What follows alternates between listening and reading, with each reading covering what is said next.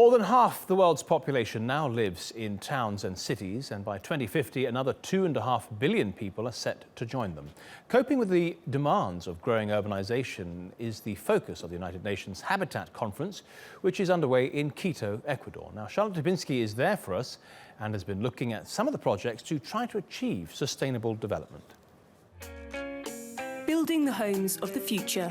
From the outside, this one looks pretty ordinary, but explore inside and you see it's constructed almost entirely out of bamboo. This is one of many projects on display at Habitat 3, all offering a potential solution to the demands of urbanization. Most of the urbanization that we are seeing has been just driven by commercial interests and then with not enough intention in the public space, and is not only unsustainable in terms of environment but also is not sustainable economically.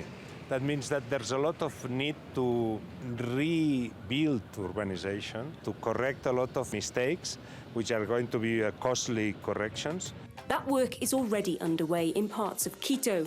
Volunteers from AkzoNobel, a company which produces paints and chemicals, have been improving this street as part of its Human Cities programme. We have been working here for several months, asking the people, what would this area need to be safer?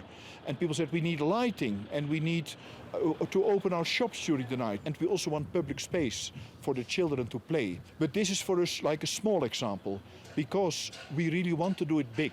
Today, 1 billion people live in slum areas, and that will be 3 billion people over the next few decades. Across the city, many people live in informal settlements with little access to clean water or electricity.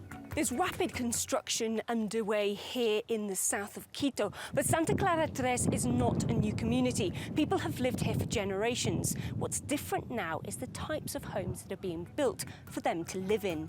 Formal housing is being built here to help improve the quality of living and to integrate this area into the wider city. In America Latina, more than 100 million people lives in informal settlements.